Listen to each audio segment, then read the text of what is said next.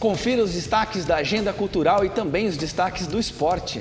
Hoje vamos conhecer o Clube de Julieta, um grupo de pessoas que espalha esperança a corações apaixonados em todo o mundo. E receberemos o produtor cultural Alberto Capuz e também Miguel Ramos, do coletivo Lacuna. Notícias, informações e prestação de serviço. Começa agora o Bom Dia Jacareí.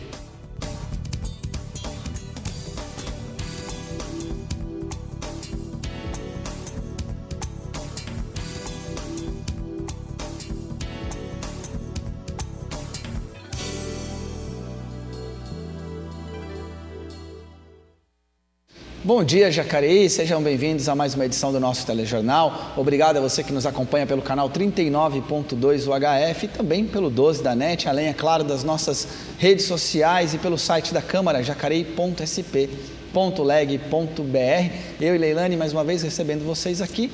Muito obrigado pela sua presença também. Leilane, bom dia. Bom dia, Elton. Bom dia para você aí de casa. Lembrando que ele acabou de falar de redes sociais e você aí pode participar interagindo com a gente nesse programa que é ao vivo e que acabou de começar agora às 9 horas da manhã. Entra lá na nossa página do Facebook, mande suas perguntas aqui para os nossos convidados e interaja com a gente. E para começar o nosso jornal, vamos conferir as principais notícias aqui da nossa região e também do cenário federal no Giro de Notícias.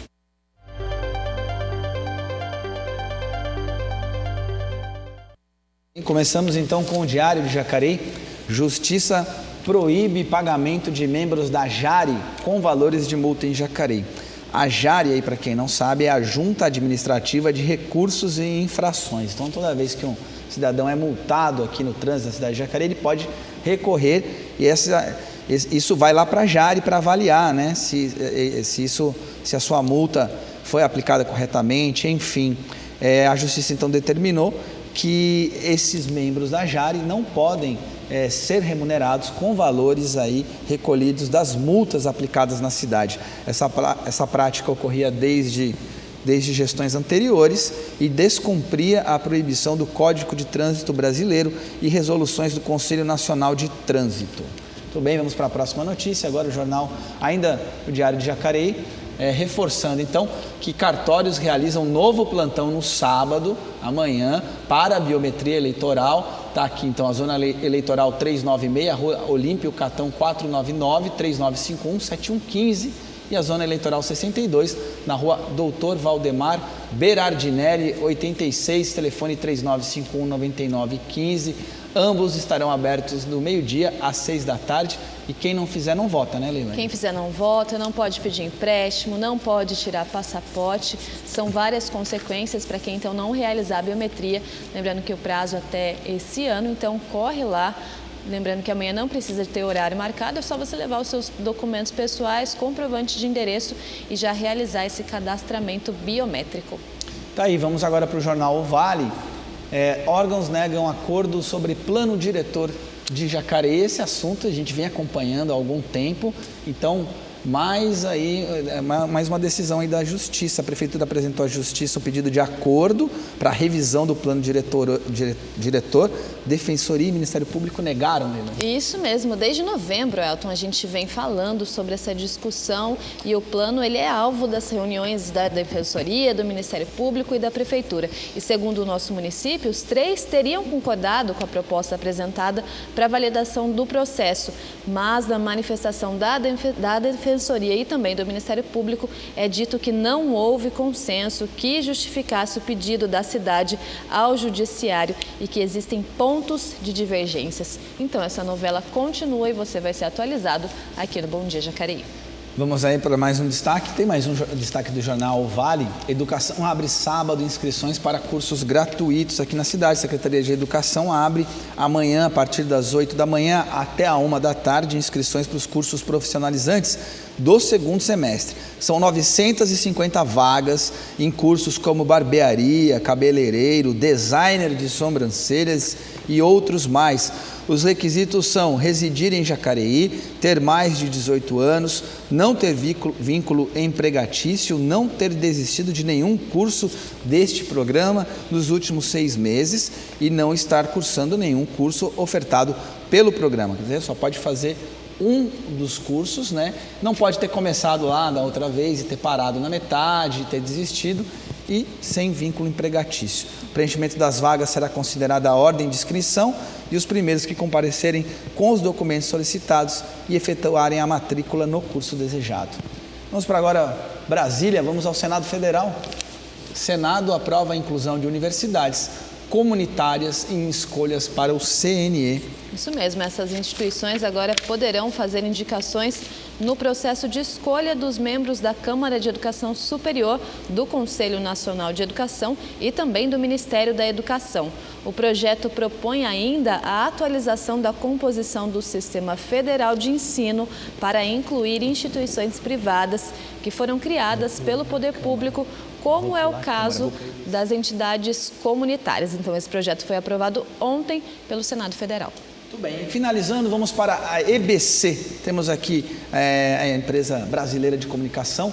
Juros baixos precisam chegar ao consumidor final, diz Campos Neto. O cheque especial e o rotativo do cartão de crédito ainda tem juros muito altos no país, afirmou Roberto Campos Neto, que é o presidente do Banco Central. Para ele, o grande vilão da economia e do crescimento hoje são esses dois fatores. Há estudo para reduzir os juros do cheque especial e geralmente quem usa é quem ganha até 2 salários mínimos, é o que aponta aí o presidente do Banco Central. Quem está na parte de baixo da pirâmide paga quem está na parte de cima, afirma ele, já que quem ganha mais não usa cheque especial. Os juros hoje são cerca de 320% ao ano. Muito bem, esses foram os nossos destaques no Giro de Notícias. Hoje, 9 de agosto, é comemorado o Dia Internacional dos Povos Indígenas e para conversar sobre esse e outros assuntos relacionados à nossa diversidade cultural, recebemos o produtor cultural, historiador Alberto Capucci. Bem-vindo, Alberto. Seja mais uma vez, já esteve aqui em outras situações. Obrigado pelo convite. Então, à disposição. A gente tem o Dia do Índio, né, que é comemorado, todo mundo conhece, mas tem essa data também que é o Dia Internacional dos Povos Indígenas, até que nos demonstra que essa questão é uma questão que todos os países têm povos que a gente vai considerar indígenas, povos originários, ou chamados de autóctones, né? Queria que você falasse um pouquinho sobre essa diversidade. É interessante comparar as duas datas, porque quando chega o 19 de abril, as escolas todas comemoram e a maior parte, os alunos saem de peninha na cabeça que nem de filme norte-americano. Então, essa data de abril parece que é comemorada como uma espécie de folclore, uma população menor que está para ser lembrada, para ser valorizada, mas não está para ser respeitada em seus direitos. Então, os 30 anos que eu trabalhei com índios, né, eu vi a diferença, você comemorar em Jacareí, onde faz séculos que não tem índio, né, ou comemorar em Chapecó, onde os índios estão disputando a terra. Não disputando para tomar, disputando para recuperar a terra que tomaram deles num processo recente de colonização. Chapecó, a cidade foi fundada em 1917, 100 anos, é novinha, né? Então, é muito recente. Os protagonistas desse imbróglio lá ainda estão vivos. E se morreram os que tomaram as terras dos índios, os filhos dele estão lá para garantir que o meu pai foi o herói desbravador e não um cara que negou direito dos índios, tomou terra dos índios. E eles preferem a versão de que os índios querem tomar a terra de quem produz. Esse é o discurso oficial. E no dia 19, isso tudo é deixado de lado, é um índio exótico, um índio. E, em contrapartida, essa data de hoje, né, dá uma conotação internacional. Não é só no Brasil que tem essa disputa, esse conflito interétnico, né? O mundo inteiro tem povos que eram originários daquele espaço e alguém chegou depois e tomou. E o problema é sempre o mesmo, em qualquer lugar. Então, as versões é que são diferentes, né? Agora a gente cria, né, Alberto, essa barreira, esse distanciamento entre a comunidade que vive nos grandes centros e o povo indígena. Não existe mais um relacionamento, uma aproximação. Mas é importante a gente lembrar que muito da nossa cultura começou lá com eles. A gente traz muito no nosso dia a dia essa questão da cultura indígena em culinária, em hábitos, em várias outras coisas que estão presentes. Mas parece que a relação com esses povos originários é assim, uma herança que na gastronomia, na culinária, né? na toponímia, né? O Jacareí é uma palavra tupi, os bairros todos, à exceção do Caçununga, é tudo tupi ou com o nome de santo, né? Na cidade. Então, essa herança é o respeito pela herança, mas a gente tem mais respeito pelos que vieram depois, a festa árabe, a festa italiana, a festa japonesa, a festa, estamos comemorando agora, a festa, como é que chama o evento? Os imigrantes. A festa dos imigrantes, quem veio, né? E isso é dado como fato, né? Fato consumado, porque não tem povos originários aqui mais, mas na educação que a gente recebe desde o berço, né, o índio é passado, né? Nos livros, os índios andavam nus, caçavam, pescavam, tudo no passado, né? Então, essa relação não independe da presença física do índio, mas a presença cultural na nossa identidade. A construção da nossa identidade, o índio é uma parte tão importante quanto os imigrantes. Meu sobrenome é italiano, eu tenho os avós italianos, mas a minha formação cultural, um caipira de Jacareí, não é formado só pelos imigrantes. Tem a herança indígena, a herança afro. Isso influencia na nossa maneira de ser, né? Você come feijoada, não veio da Itália a feijoada, né? Então, essa cultura regional é uma mistura, é um caldeirão cultural, né, Elton, que a gente tempera várias culturas e essa variedade de culturas enriquece a nossa identidade. Não existe uma que seja mais importante que a outra, né? Mas essa salada cultural produz esse fruto, né? A nossa identidade regional. Volto a falar mais um pouquinho sobre esse assunto daqui a pouco. Na 5ª edição do Campeonato de Cubo Mágico, promovido pela ETEC, será realizada amanhã. A competição inclui diversas modalidades, das mais conhecidas, a montagem com os pés ou apenas com uma mão. Confira nosso boletim de notícias.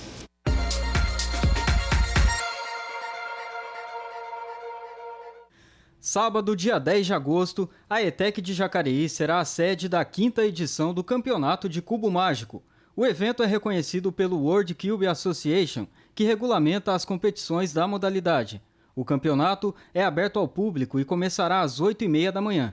Cada competidor realizará 5 montagens na frente de um juiz e, em seguida, será calculada a média de tempo, com entrega de medalhas aos 3 primeiros lugares de cada categoria.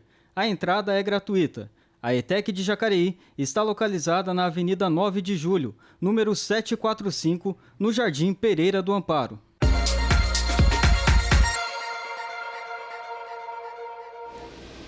Saiba agora como concorrer a uma das bolsas remanescentes do programa Universidade para Todos e garantir seu ingresso na graduação ainda neste segundo semestre.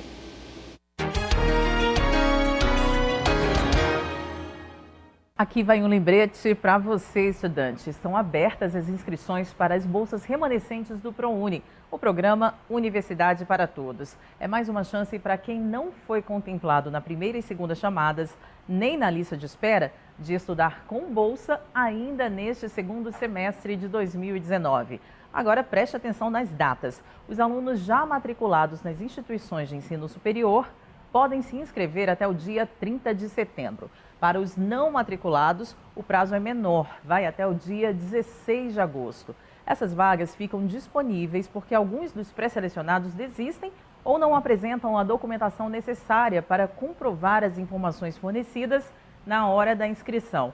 Quem for selecionado nesta etapa deve comparecer à instituição de ensino nos 2 dias úteis subsequentes da inscrição para comprovar as informações prestadas. Se não, perde a bolsa, que volta a ficar disponível no sistema. Nesta etapa, não há chamadas nem nota de corte diária e a ocupação das bolsas é feita por ordem de inscrição. Quer saber se você pode concorrer a uma dessas bolsas remanescentes? Vá lá no prouniportal.mec.gov.br, veja o edital e tenha acesso a essa e a outras informações sobre o programa.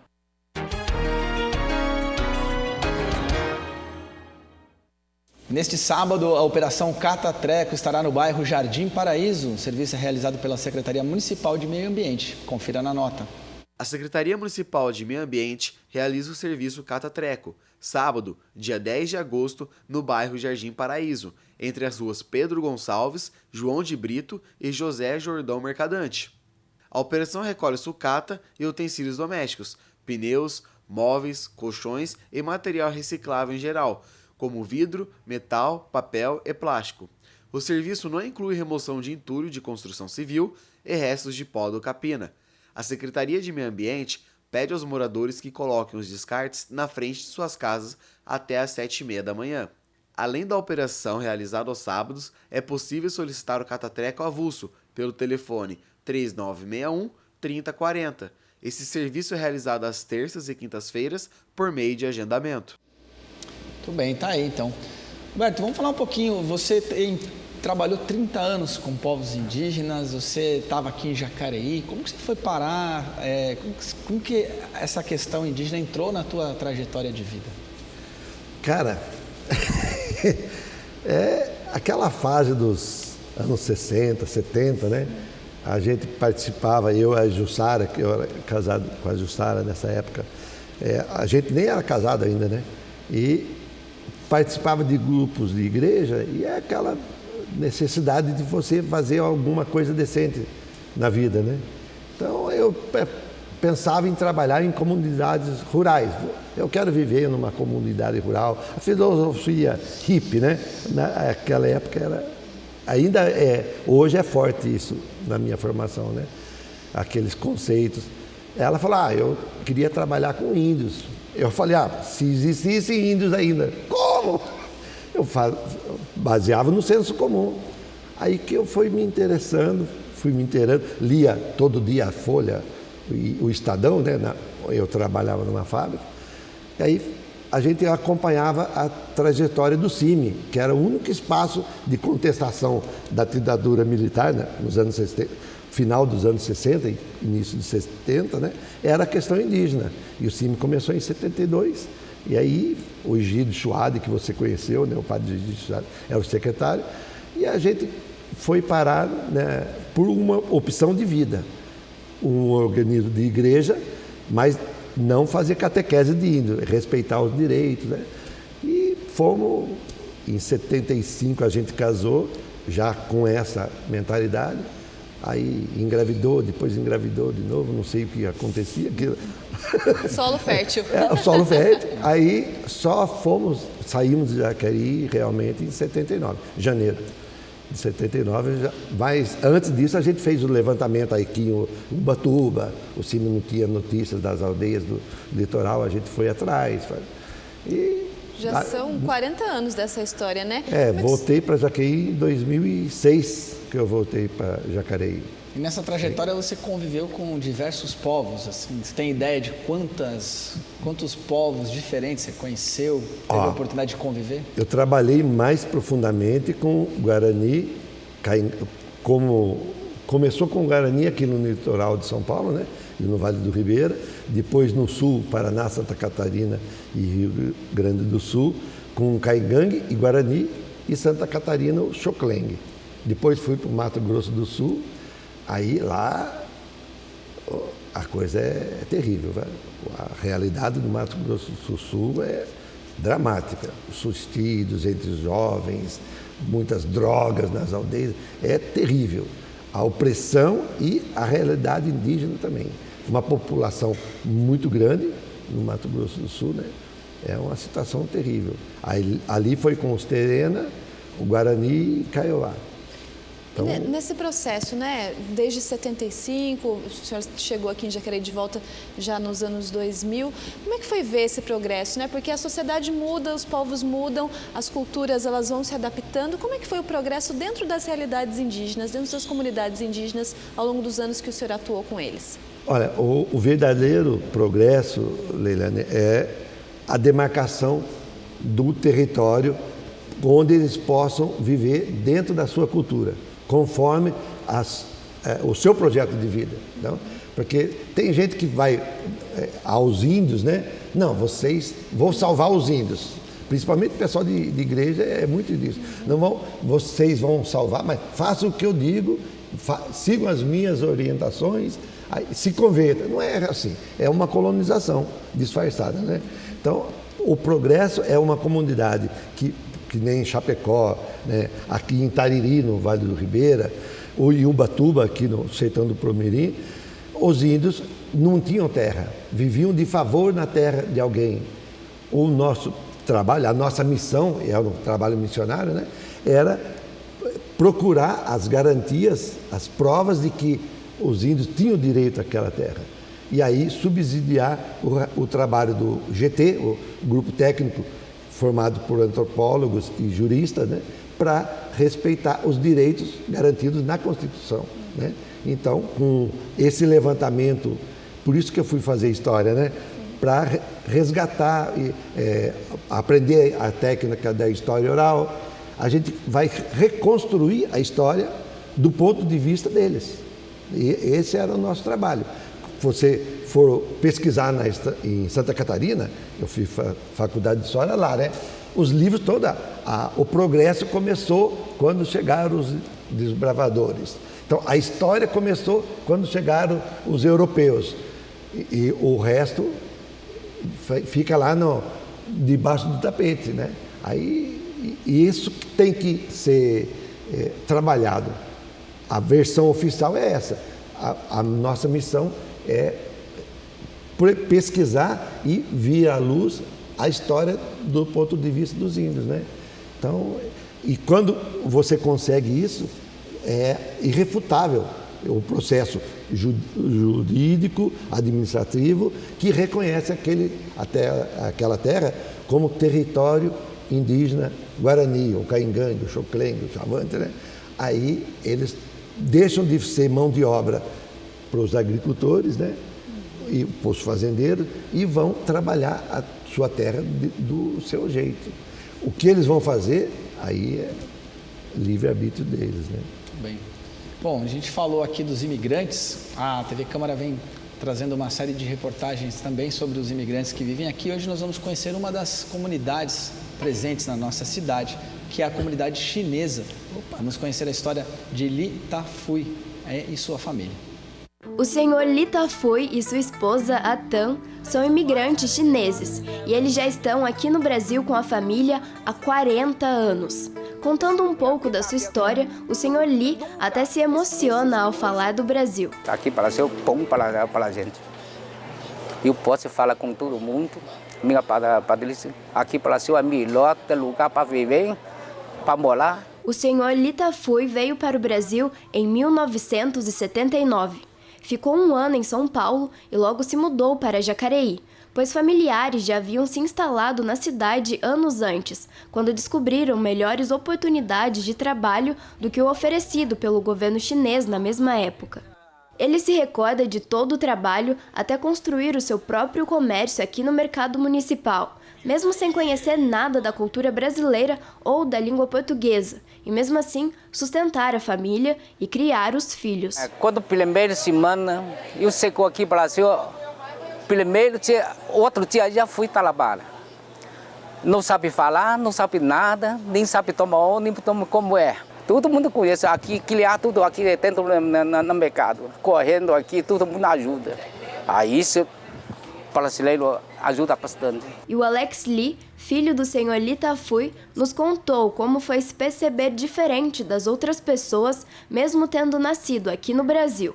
Quando eu era criança eu me achava muito deslocado, mas depois a gente cresce e descobre que ser diferente é legal, né? Então, Eu sempre quis ser aquele cara que representou bastante, assim, através de trabalho, através da arte que eu produzo, né, do meu discurso, sempre voltado para esse lado. Eu sempre sou aquele cara que levanta essa bandeira e fala, olha, aqui eu entendo, eu entendo das minhas coisas. O primeiro contato entre Brasil e China, infelizmente, não foi um bom começo para a relação entre os países, pois escravistas tinham a intenção de trazer imigrantes chineses para substituírem mão de obra escrava.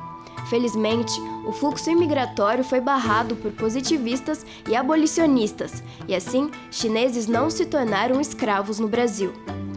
Anos depois, nas décadas de 60 e 70, a imigração ganhou força, quando a China teve de enfrentar a crise político-econômica do comunismo, e assim, muitos chineses vieram para o Brasil, fugindo dos conflitos em busca de mais qualidade de vida e novas oportunidades de trabalho. E Jacareí foi o destino de muitos imigrantes, pois localizada no eixo Rio-São Paulo, entre grandes metrópoles, apresentava um bom cenário para desenvolvimento econômico.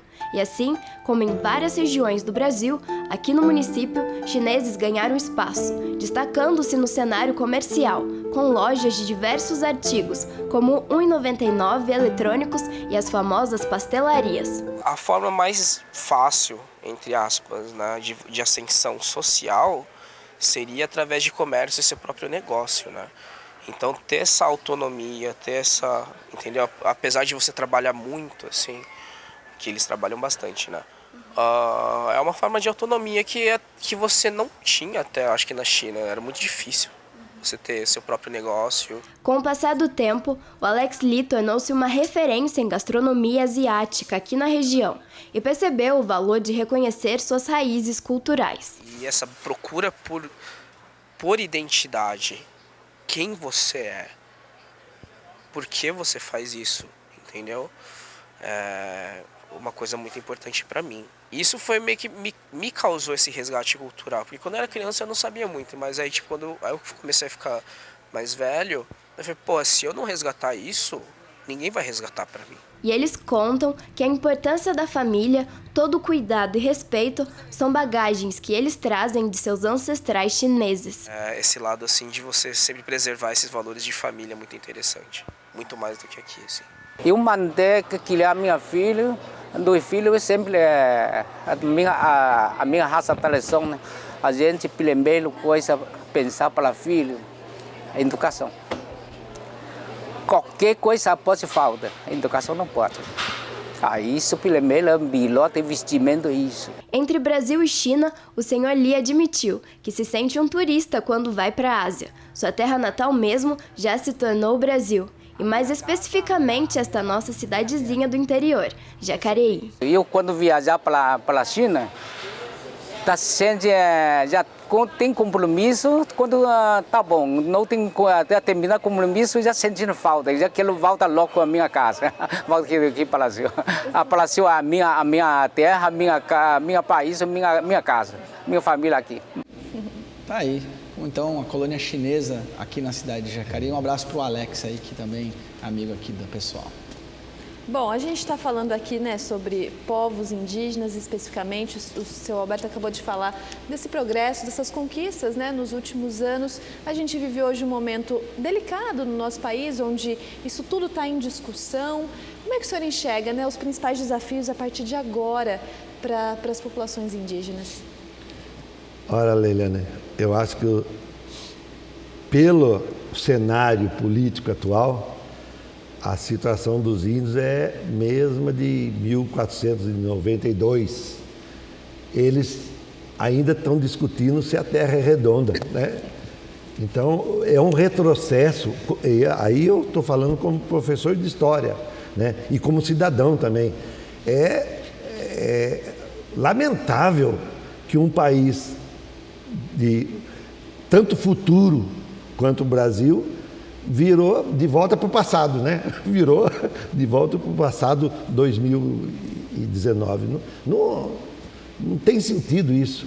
Se está difícil para a gente, como cidadão, encarar essa situação de você ter que discutir se a Terra é redonda quando a gente está discutindo redes sociais, os avanços da ciência, da medicina, na astronomia, né? E quem dirá para os povos indígenas? Eles não vão entender nada. O que está acontecendo, né?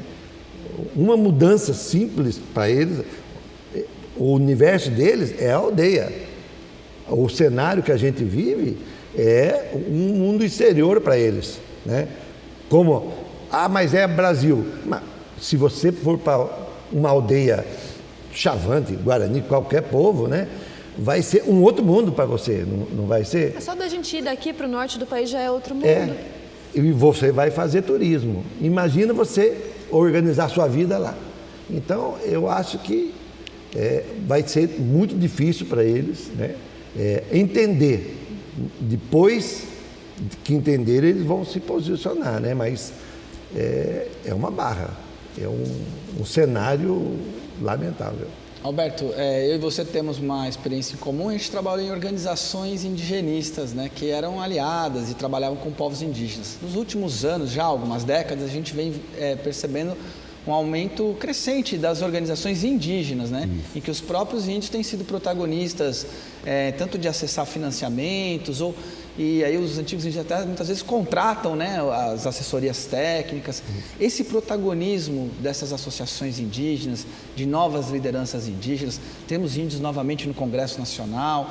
Como é que você vê o futuro e a perspectiva do indigenismo e do movimento indígena no país? Olha, alguns atores nesse cenário antigos, os indigenistas antigos, alguns têm dificuldade de se relacionar, mas já dizia a música cantada pela Liz, o novo sempre vem. E a gente tem que estar preparado para esse novo. E o novo na questão indígena é esse protagonismo dos próprios indígenas. Isso tem muita coisa boa. Também tem tranqueira. A gente conhece índios que vivem na cidade, vão nas aldeias, compram artesanato e vendem superfaturado. É o índio atravessador. Isso faz parte do processo, né? Esse é o ponto negativo. Mas tem muitos pontos positivos. O protagonismo deles é sempre bem-vindo, né? Esse é um índio vilão ou o índio mocinho. Não cabe a nós dizer isso. Cabe ao movimento indígena. Então, esse cenário foi construído nas lutas de décadas atrás, né? O processo levou a isso. E eles vão saber resolver. A participação do Congresso Nacional. Hoje, a gente tem participação indígena no Congresso Nacional. No tempo do Juruna não teve. Era uma questão folclórica, né? Um oba-oba. Ele não levou a discussão indígena. Não tinha condição para isso. O papel dele naquela fase de 1980, da década de 80, né, na Constituição, o papel dele era trazer para o espaço urbano a causa indígena. E ele era mestre nisso, né? Ele era chavante, caçador e coletor, ele sabia como que ele vendia o peixe, mas ele não sabia fazer propostas de políticas sociais. Hoje, com a Joênia Wapichana, é outra realidade. Então, é uma participação qualificada, propositiva, tem condição de articular as lutas indígenas com outras lutas da cidadania brasileira. Então, acho que o cenário é bem favorável, dá razão para a gente ser otimista. Em contraponto ao que acontece no Brasil, né? A participação política, exercício da cidadania do povo brasileiro, eu acho que não tenho muita esperança nesse cenário. E, em contrapartida, a participação indígena no cenário político e propositivo de políticas públicas no Brasil, eu acho que deu um salto de qualidade. Bem.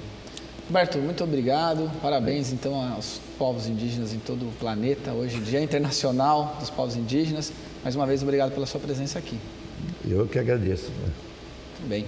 Bom, nós vamos para um rápido intervalo e na volta vamos receber o Miguel Ramos, do coletivo Lacuna. Não saia daí, voltamos já.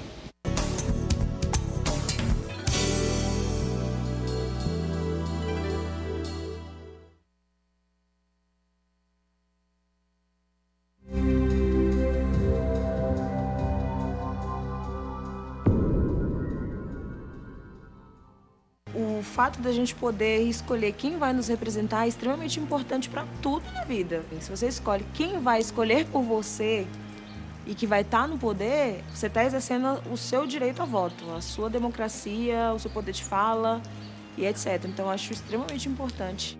Você sabia que o nome disso é democracia? Foi com a chegada da Constituição Cidadã de 1988 que os direitos às eleições diretas foram conquistados. Eu acho que a Constituição de 1988 ela veio trazendo muitas coisas importantes para a sociedade, algumas que podem se adequar, mas que trouxeram muitas conquistas, inclusive essa do voto direto, das pessoas poderem se expressar. E as pessoas hoje têm que dar valor a isso, né? Porque foi uma conquista e que deve ser valorizado. Viu? Assim como a Jéssica, você também faz parte da Constituição Cidadã. 30 anos de Constituição. A sua história também está aqui. Informamos aos nossos telespectadores que no próximo sábado, dia 10 de agosto, entre 7 horas da manhã e 1 hora da tarde, o nosso sinal será interrompido. Trata-se de uma manutenção de energia anual preventiva do prédio da Câmara Municipal. Retornaremos automaticamente assim que a energia for restabelecida. TV Câmara Jacareí, a TV pública da cidade.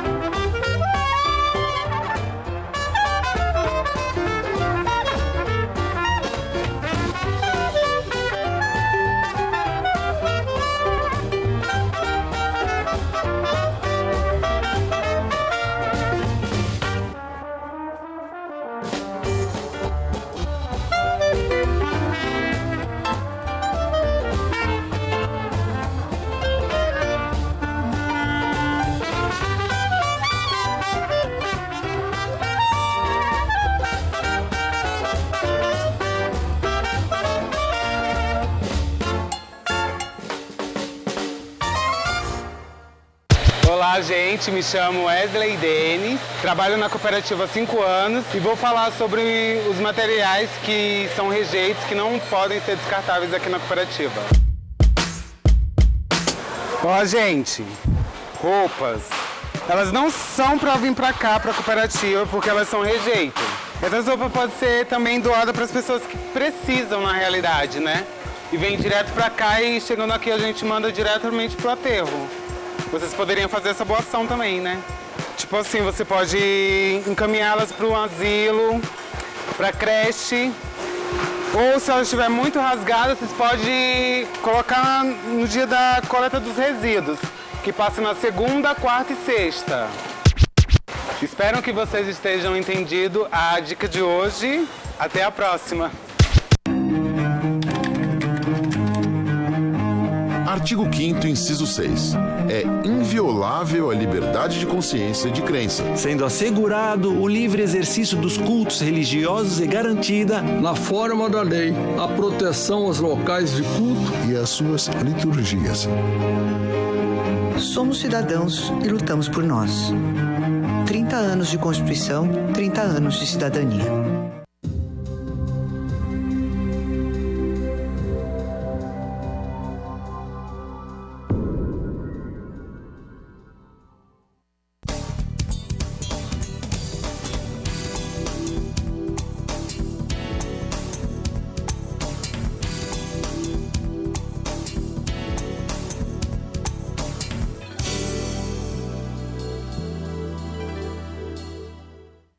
Estamos de volta com Bom Dia Jacareí. Quem está com a gente aqui nesse segundo bloco é o Miguel Ramos, do coletivo Lacuna, que inclusive tem evento hoje aqui na cidade. Conta já um pouquinho pra gente, antes da gente entrar no tema do Fine Art, explicar o que é. Divulga o evento pra gente. Hoje a gente tem uma palestra, né, com o Clício Barroso, que é impressor Fine Art de São Paulo, que está vindo para cá pelo projeto. Ele vai dar uma palestra que o tema é meios e processos de impressão Fine Art, onde ele vai lá demonstrar o processo de trabalho, o fluxo de trabalho, vai falar sobre Fine Art, vai falar sobre impressão, né? O Clício, ele é uma sumidade quando a gente vai falar de impressão no Brasil. Então vai ser um espaço bem legal, vai ser na Secretaria de Educação, no auditório da Secretaria de Educação, começa às 18h30 e vai até às 21 horas. Para quem está em casa, para entender o que é a Fine Art.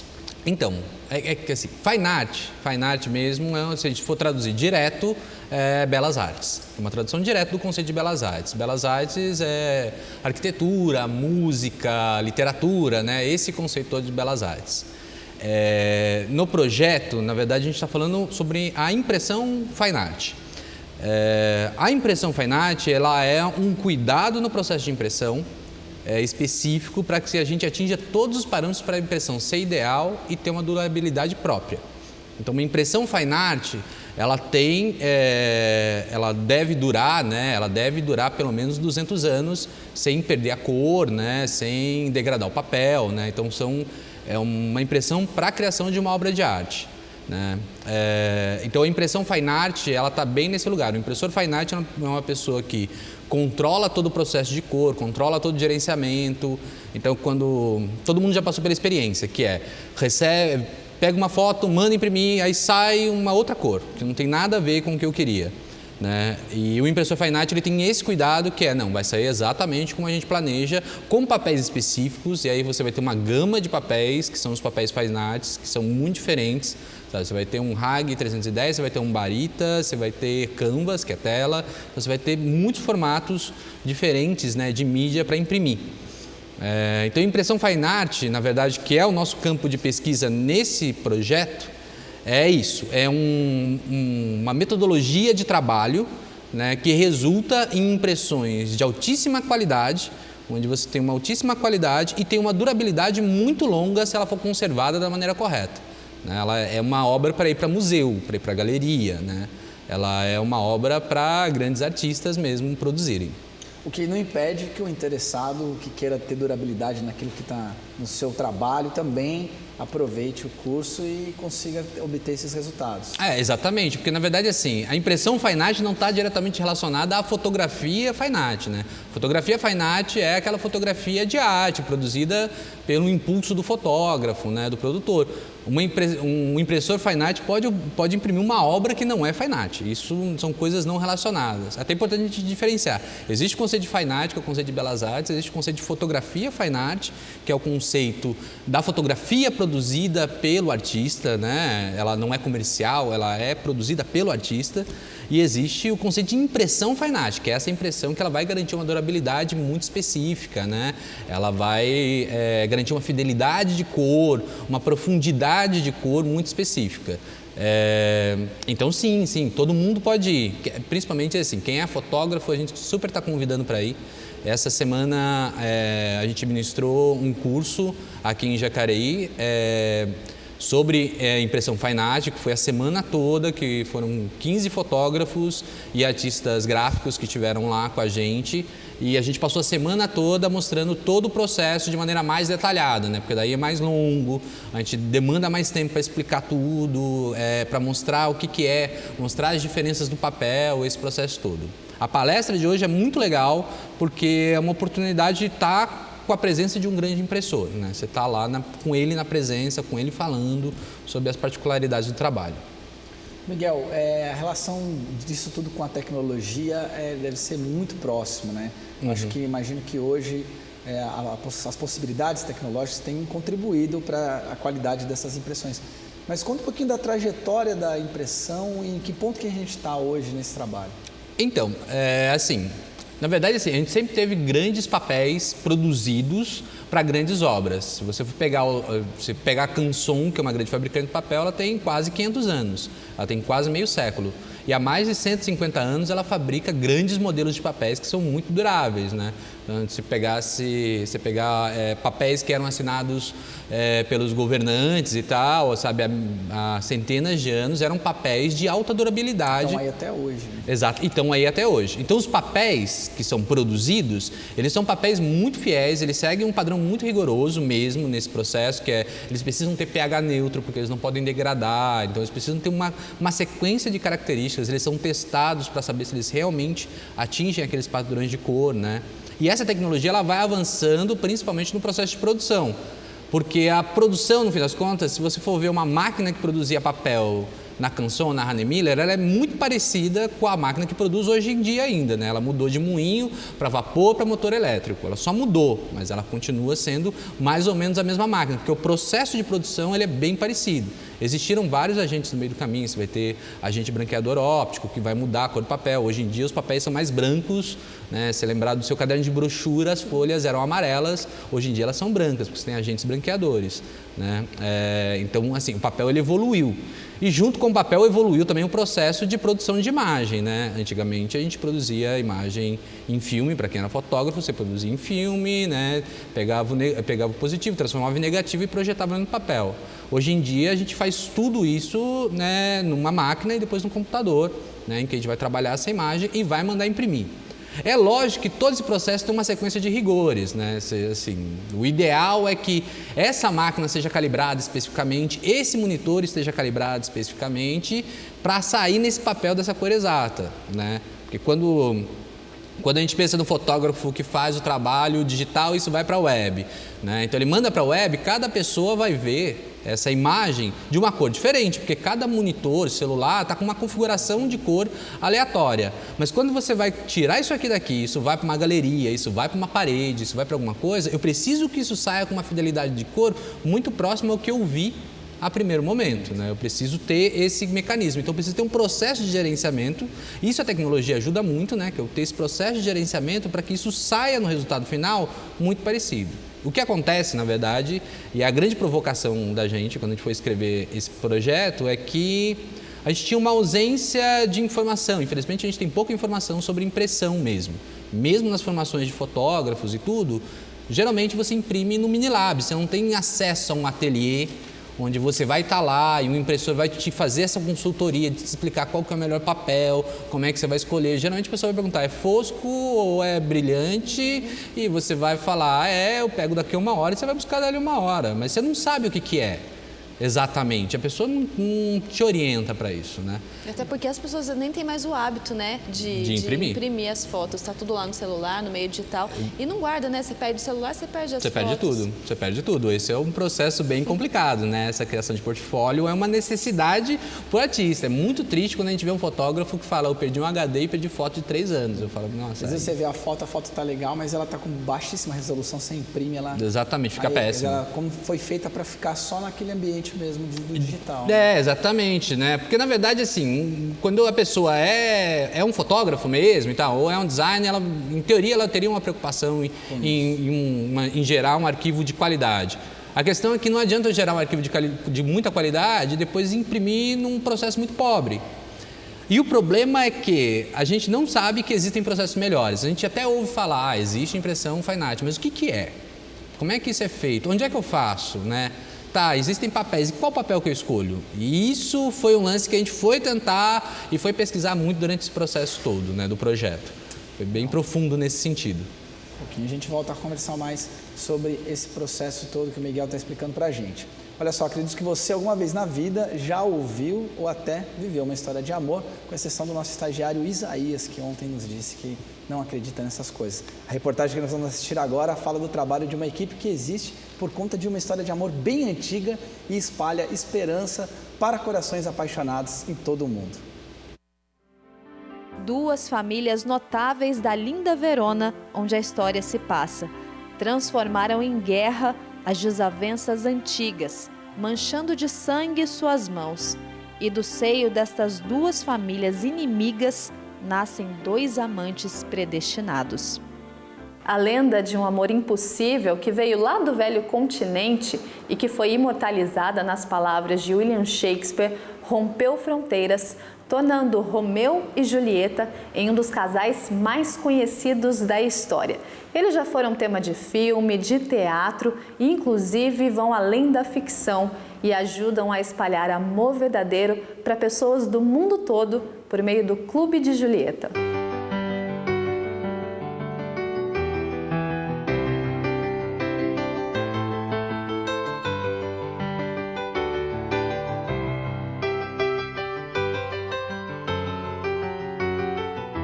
O clube existe desde a década de 30 e é formado, em sua maioria, por mulheres, conhecidas como as secretárias de Julieta, que estão espalhadas por todos os cantos do mundo.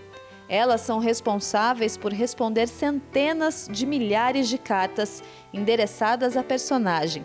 As correspondências são depositadas na antiga casa de Julieta, em Verona, chegam por e-mail ou até mesmo por correio.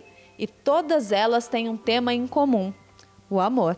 A maioria das cartas a pessoa tem uma decepção e quer, contar, desabafar sobre isso. Outras, elas querem saber o sentido do amor, porque ainda não descobriram, sabe? Aí quando a pessoa tá assim, eu falo, o amor não é só entre um relacionamento. O amor tem que estar no dia a dia, amar o seu trabalho, o amor aos seus amigos, ter um hobby, amar aquele hobby. Quando você põe o amor na sua vida nesses detalhes, naturalmente vem. A Andréia é a única brasileira que mora aqui no país, que tem como missão ser uma secretária de Julieta. E o romance dela com o clube começou em uma viagem a Florença, na Itália. O objetivo era estudar história da arte. E em um dos museus da cidade, ela se deparou com a história do maior poeta italiano, Dante Alighieri. Aí a gente entrou na igreja do Dante, a igreja que ele frequentava, e lá está o túmulo, a tumba da Beatrice Portinari, que era aquele que ele amava, né? E um cesto assim de vime enorme, cheio de carta dentro. Falei, nossa, que estranho. Daí eu falei para ele, o que são essas cartas? Ah, o pessoal deixa para Beatriz essas cartas. Mas falando do quê? De amor, de pergunta, de tudo. Falei, nossa, que legal. Eu até comecei a olhar, a ler, né, as cartas, escrevi uma, coloquei lá também. Eu falei, nossa, que legal, quem que responde? Ele, não, ninguém responde. Depois, quando o cesto enche, recicla, né? E ninguém responde, não. Eu falei, nossa, que pena, tinha que responder, né? Daí ele falou assim, mas tem um lugar que responde. Aí ele me falou. Ela foi logo procurar o que era o clube, a princípio pela internet. E claro que isso tudo foi amor à primeira vista. E desde 2015, ela responde às cartas escritas em português, ajudando a espalhar a esperança de um amor verdadeiro e eterno, tornando realidade o que para muitos é só um conto. Eu sinto assim que eu sou, né, uma secretária dela, né, que eu tô ali para levar esse amor que ela não conseguiu viver completamente para as pessoas. Eu acho assim, é muito emocionante, gratificante. O final da clássica história de Romeu e Julieta é triste. Eles morreram tentando viver um amor que lhes foi impedido aqui na Terra. Mas esse final, trágico, ao longo dos anos foi se transformando incontáveis vezes em finais felizes. Isso porque o amor daqueles jovens plantam hoje esperança no coração de quem sonha com felizes para sempre. Querida amiga, adorei receber sua carta, muito obrigada.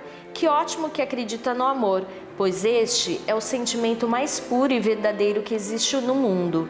É o sentimento que já salvou nossa civilização diversas vezes. O amor move o mundo e nos dá força para viver o dia a dia, com coragem e esperança. Ele é a mão que nos afaga nos momentos difíceis. É o brilho de estrela que nos faz sorrir durante a noite. Acredite sempre no amor. Ele é tão certo como a luz do sol em cada manhã. Em breve, sentirá que o amor invadirá seu coração. Boa sorte e muito amor para você. Com carinho, Julieta.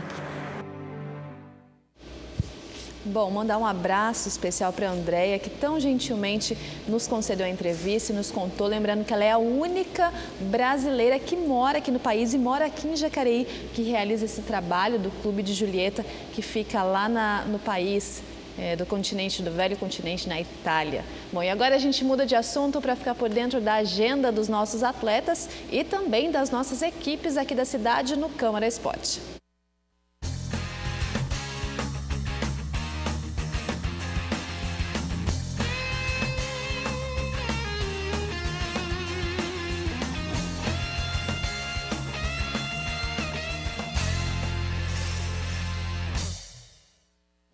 Fala galera, tudo bem? Câmara Esporte está na área e olha só que legal. Sábado tem rodada da 25ª edição do Campeonato Municipal de Futebol de Jacareí, com 3 jogos. Às 8 da manhã tem Secap versus Corinthians, na categoria Sub-15.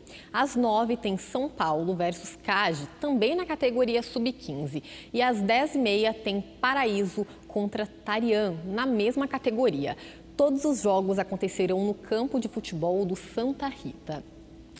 E também no sábado, a partir das 10 da manhã, tem Jacareí versus SPAC pelo Campeonato Paulista da categoria Desenvolvimento de Rugby.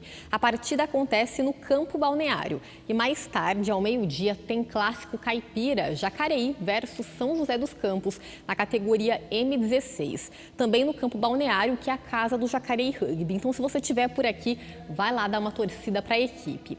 E sábado tem a 5ª edição do Campeonato de Cubo Mágico na ETEC, das 8h30 da manhã às 5h30 da tarde. Vai ser o dia inteiro.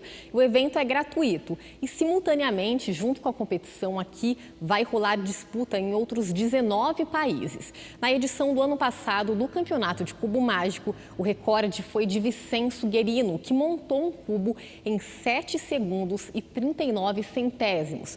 E o recorde mundial é da China, com um tempo de 3 segundos e 47 centésimos. E o Câmara Esporte fica por aqui, mas a gente se vê semana que vem. Tchau, tchau!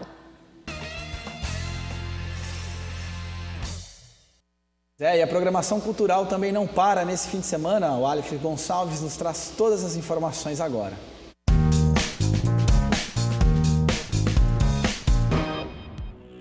O Educa Mais Jacareí é um dos principais palcos da 14ª Mostra de Artes Cênicas que está acontecendo aqui na cidade. São mais de 10 peças, oficinas, você não pode ficar de fora. Se liga! Com música ao vivo, brincadeiras populares e referências do Nordeste, a peça Procurando Luiz traz o entretenimento para o público de todas as idades, contando sempre com a história do eterno rei do Baião, Luiz Gonzaga. Bahia, São Paulo e Rio de Janeiro estão nessa roda de samba que toma conta da Sala Mário Lago em um espetáculo que traz as vidas marcadas por esse estilo musical. Trilhando um caminho cheio de sonhos e aprendizados, Caê leva a vida na velocidade de sua bicicleta, sempre mudando a cada encontro. E encerrando a mostra de artes cênicas com chave de ouro, Os Rastros das Marias traz a luta e história das mulheres negras que não aceitaram a opressão como seu destino. Com poesia, humor e ternura, a peça valoriza a identidade dessas guerreiras. E o Festival dos Imigrantes continua neste fim de semana. No ano passado, 30 mil pessoas circularam pelo evento, apreciando as diversas culinárias, exposições e danças típicas. E além de conhecer um pouco mais sobre as culturas de outros países, o evento ajuda muita gente aqui na cidade. Fala galera, eu sou Yuri e eu queria convidar vocês para a Festa dos Imigrantes, que vocês podem comer comida mexicana na barraquinha da Associação Fênix. Espero vocês lá. Tchau! A programação completa da cidade você encontra na página da Fundação Cultural. Bom evento, até semana que vem. Tchau!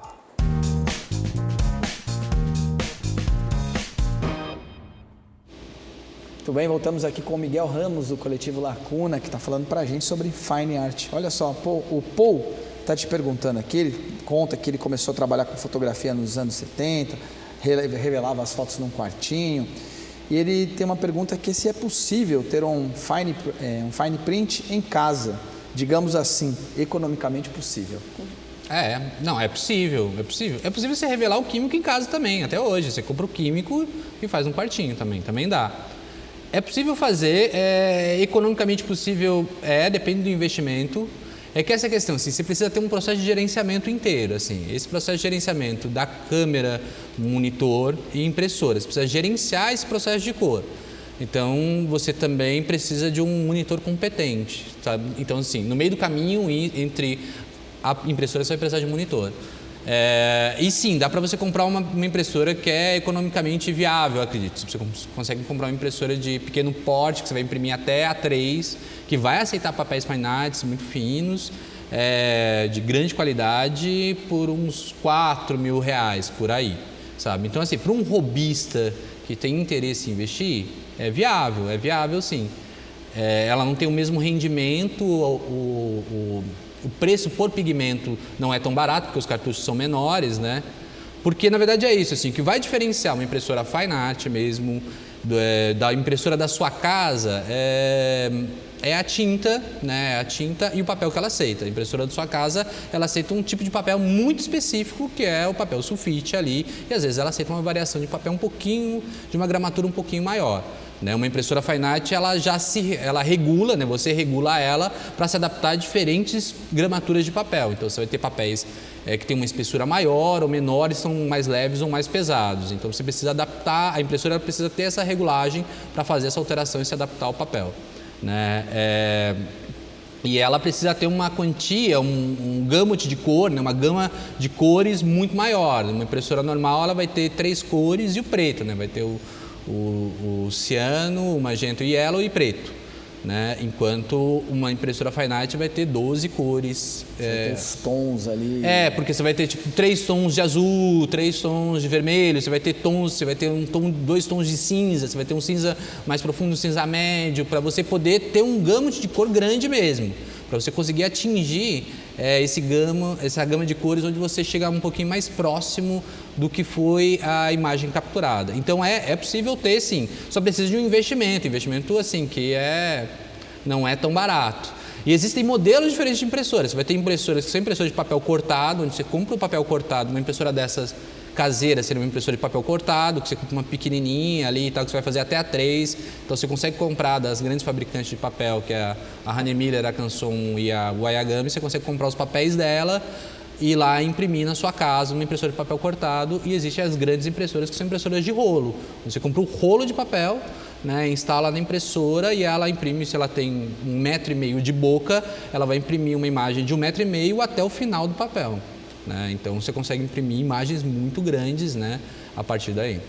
Miguel, palestra então, vamos reforçar? A palestra é hoje com o Clício Barroso, vai ser às 18h30 na Secretaria de Educação. Vale muito a pena ir, vale muito a pena recomendar para os amigos, assim, que tem interesse. Quem é artista gráfico, vale super a pena estar lá. Quem é design, quem é fotógrafo, vale muito a pena estar lá. Mesmo que você não vá imprimir em Fine Art agora, primeiro momento, nem nada, mas vale a pena conhecer esse processo, que é um pouquinho mais rigoroso, mas que cresce muito o nosso trabalho.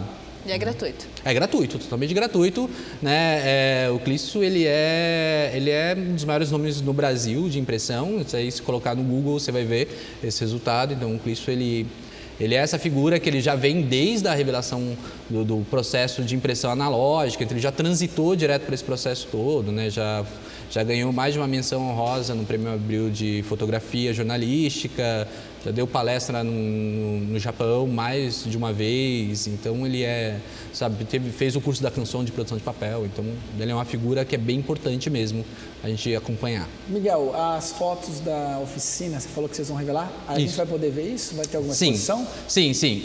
Na verdade, sim. O que aconteceu a gente teve uma oficina que foi uma oficina para 15 fotógrafos e artistas gráficos, né, que estavam lá meio mesclados. Esses fotógrafos que participaram desse processo essa semana toda com a gente, lá eles, agora, semana que vem, eles vão imprimir na prática, né? Eles pegaram as fotos deles, prepararam e vão imprimir lá. Então eles imprimem semana que vem e a partir de quinta-feira essas imagens a gente vai montar no saguão da Fundação Cultural de Jacareí, ali no Pátio dos Trilhos, então as pessoas vão poder ver as fotos impressas em papéis diferentes, então as pessoas vão ter essa noção do papel e tal, em que as fotos estão impressas.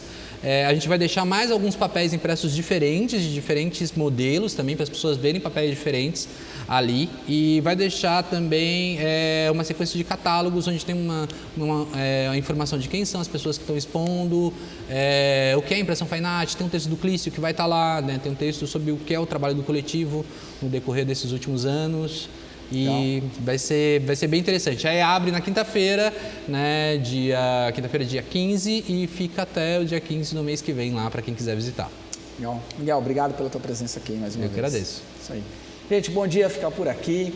Continue acompanhando o Poder Legislativo Municipal em nossas redes sociais. Acesse o nosso portal jacareí.sp.leg.br. Obrigado pela sua companhia. Este é o último Bom Dia que eu, Elton Rivas, apresento. Vou assumir outros desafios aqui na TV Câmara Jacareí. A partir de segunda-feira você terá surpresas aqui em nossa programação. Fique ligado aí, acompanhe. Só tenho a agradecer esse programa que já tem 5 anos aqui na casa, 3 anos em que eu participo da apresentação. Foi um prazer estar com a Leilane, prazer estar com todos os meus colegas que comigo dividiram aqui esse estúdio, os meus colegas técnicos, todos os estagiários que passaram por aqui e vocês aí que sempre interagiram com a gente, o Paul, o Adriano, o William, pessoas que estão aqui sempre ao longo desses 3 anos, alguns inclusive que a gente até se tornou amigo, né, que eu conheci aqui nesse espaço, que é profissional, mas também é o nosso espaço aqui de cidadania. A gente vive aqui na cidade, mora em Jacareí e acaba encontrando com as pessoas e tendo esse retorno, esse feedback. Isso faz parte, isso é muito engrandecedor para todo profissional. Muito obrigado pela companhia nesse tempo todo. Continuamos juntos aqui na TV Câmara Jacareí. Bom, agradecer, né, esse tempo que eu dividi a bancada aqui do Bom Dia Jacareí com você, Elton. Obrigado pelo prazer, pela oportunidade, obrigado por a gente se divertir junto aqui no Bom Dia Jacareí. Bom, é isso aí, a gente fica com essa despedida do Elton, mas ele vai estar aqui na TV Câmara, então você vai assistir ele de vez em quando na nossa programação aqui. Bom final de semana para você, a gente tem um encontro marcado segunda-feira a partir das 9 horas da manhã. Até lá!